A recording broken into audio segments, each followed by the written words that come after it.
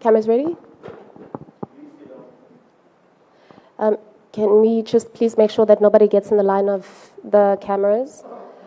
Thank you very much. Good morning, everyone, and thank you for your patience. I'm going to hand over to Cole, but just a reminder, please, everyone, to ensure that you've got a microphone in your hand before you ask a question.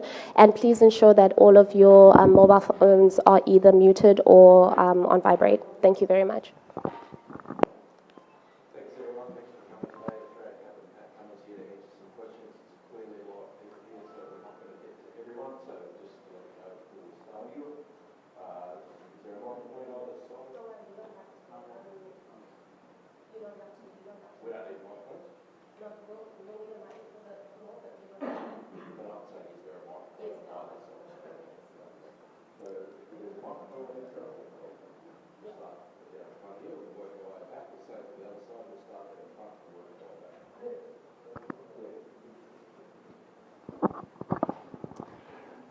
G'day, Pat. First questions first. Have you had a look at the pitch? Yeah, just had a look. And what did you make of it? Again, I'm not a great pitch reader, but it looked pretty firm. They've only just watered it, so yeah, give it another 24 hours and have a look. But it looks like a pretty good wicket. Has it been used before? Yes, I think Pakistan played someone there.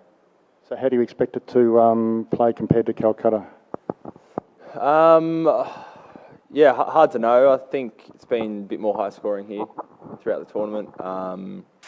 Yeah, it's been a pretty good wicket, so yeah, hard to say.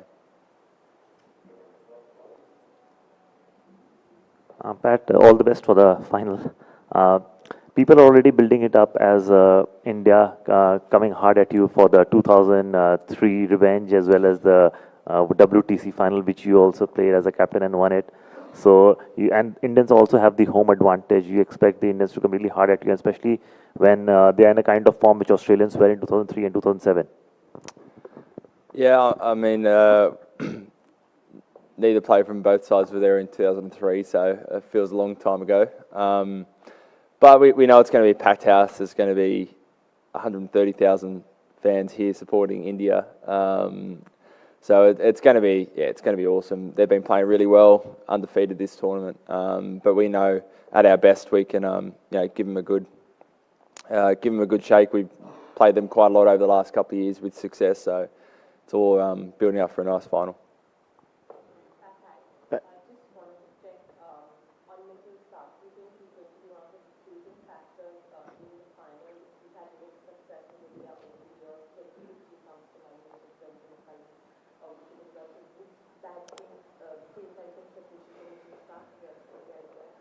I mean, I wouldn't be surprised. The way he bowled a couple of nights ago up in Kolkata was fantastic. Bowled 7 straight, a couple of key wickets, could have easily had a couple of more. So, opening partnership between him and Joshy Hazlewood's going to be a big one for us.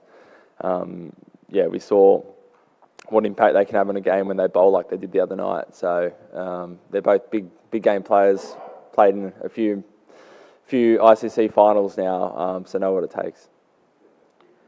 Pat, you guys are no stranger to playing against India. As the start of the tournament, you have said that you have played India more than any team else. So just wanted to know that have you faced any other more dominating Indian side, or should I say any other more ruthless Indian side than this one? I think it's hard to say. They've certainly played really well this World Cup. I think we certainly I don't think we scored par in that first game, but we're one catch away from potentially being in front of that game. So there's lots of, we won an ODI series here early on in the year. There's lots of moments we can draw on where we've had success against, a really good Indian side. Pat, you said you know what it takes, and you've played in a lot of big games before, big tests, big one-days, big T20s. But 100,000 people wanting you to fail is probably something new. How do you deal with that, and how does the team deal with that?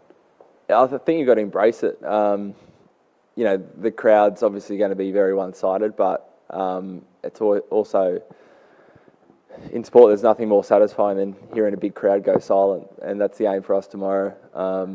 You've just got to embrace every part of a final. Even in the lead-up, there's going to be noise and more people and interest, and You just can't get overwhelmed. You got to be up for it. You got to love it, and just know, whatever happens, it's fine. But you just want to finish the day with no regrets. Hi. As a fast bowler, what do you think are the challenges you face while bowling on Indian wickets? I think, similar to a lot of ODI cricket in general, the ball obviously swings for a few overs, but after that there's not much swing. So you've got to try and create wickets in other ways. It's not necessarily catches behind the wicket like you might have in Australia. So you've got to be brave with some of the balls you use, slower balls, bouncers. You've got to keep it, find that balance between mixing it up, but also not go chasing too much. So I think we've struck that balance pretty well.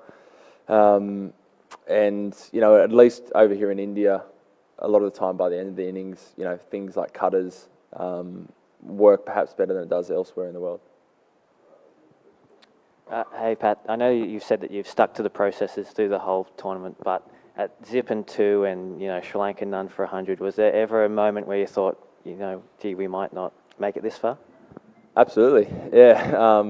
The proposition at that stage was basically we had to be flawless to make it through to the semis, and fortunately we were. But yeah, absolutely, it's we knew we came up against two very good sides to start off with, but we were off the pace, so we knew that we had to change pretty drastically, and yeah, glad we did.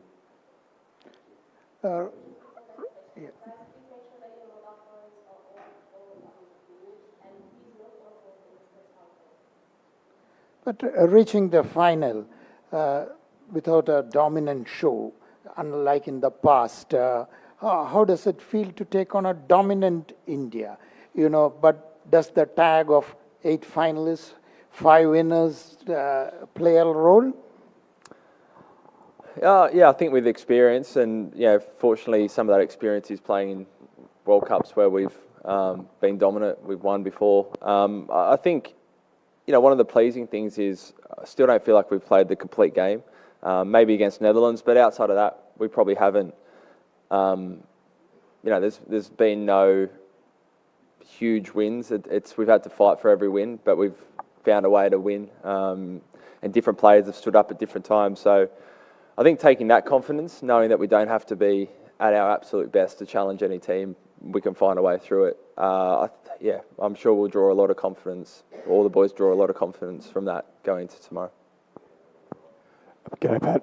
Has everyone pulled up okay from the other night? And I suppose as an extension, do you expect to go in unchanged? Yeah, everyone's fine. So no injury issues at all. So we'll, coaches and selectors haven't assessed the wicket, so they'll come down tonight, have a look, and we'll pick a team later tonight. Given the discussion in the lead up to the last game around Marnus and Stoyne, is there any scope, and I know you decide it later, but potentially that if it is more a batting-friendly wicket, that you could be tempted into going with the extra all-rounder? Potentially, yeah. Those are things we'll weigh up before every game. We're lucky we've got a 15-man squad who we feel anyone can step in and perform. They're all ready to go. Like every other game, we go through a process where coaches get together and chat through what they think or how they think the game's going to go about, and then the selectors obviously pick the final 11.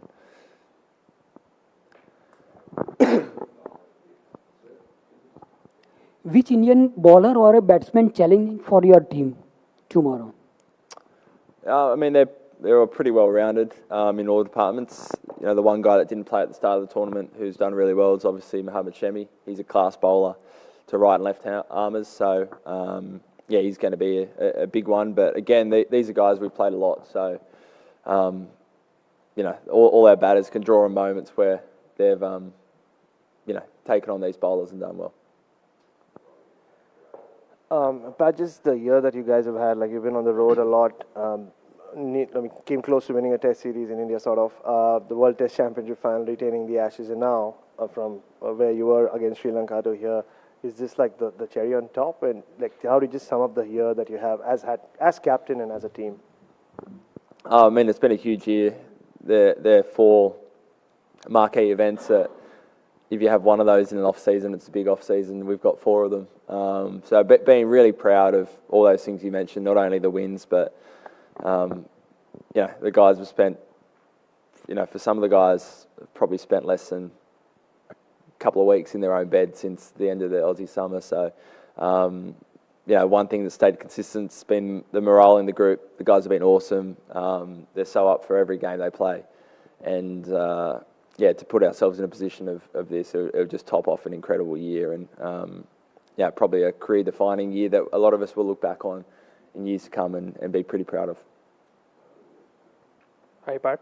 Of all the teams, are Australia most equipped mentally to be immune to a partisan crowd of this size? I mean, potentially. We play over here in India a lot, so the noise is not something new. I think on this scale it's probably bigger than we would have experienced before, but it's not something totally foreign to what we've had before. So everyone deals with it slightly differently. You see Davey probably dancing and winning the crowd over. Other guys just staying in their own bubble, but it should be good. Hello, Pat. Apart from Shami, who else has particularly impressed you in this India side at the tournament so far, having already played them once? I think again, they're pretty well rounded. They've got 5 guys that bowl 10 overs pretty much every match. I think their spinners have done well through the middle overs, Kuldeep and Jadeja. So they're going to be a tough proposition like they always are. But they've won every game, so they've been very impressive.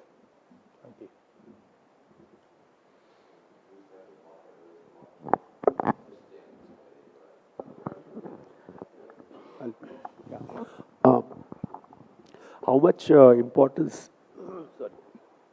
much importance you give to pitch going into a match, and what if it suits to host side? And do you expect, looking into this pitch, do you expect any change in tactics from Indian side? Yeah, it's hard to say. It's obviously same for both teams. No doubt, playing on your own wicket, in your own country has some advantages, similar to wickets that you've been playing your whole life. But we've played a lot of cricket over here, so we'll wait and see. I think, of all the venues, perhaps this venue's, the toss isn't as important as, say, a Mumbai Wankhede Stadium or other venues. So we'll be ready in terms of anything they'll throw at us. We'll wait and see, but we'll make sure we have some plans. Weather has changed. The difference in temperature after sunset and before that is all 7 to 8 degrees. Do you think that will impact in any way, kind of you decide what to do first, to bat first, or on the wicket also? Will it impact you said the wicket is very firm, but will it impact? Because the difference in temperature is about 7 to 8 degrees. I think the biggest difference is the dew. This city and venue seems to have more dew than a lot of the other places we play. So perhaps that's something to think about ahead of tomorrow. Again, it might only be the last quarter of the game, but once that settles in and the ball's sliding on, it's quite different to, say, the first 20 overs where it might be swinging. So something to consider. I think you kind of got to weigh up, batting during the day when it might be a bit easier than under lights, but knowing that late in the second innings it could also slide on. Pat, if I take you back in 1999, Steve was mighty Australia, started the World Cup with 2 losses out of first 3, and then he made his famous remark, 7 to win to lift the trophy. So this time your team also started with 2 losses, and now you are in the final, 1 more to go. Do you find any similarity? I keep saying it's a long time ago, so we can't draw too many conclusions from that, but I'm happy to draw a conclusion from that one. So, I like it.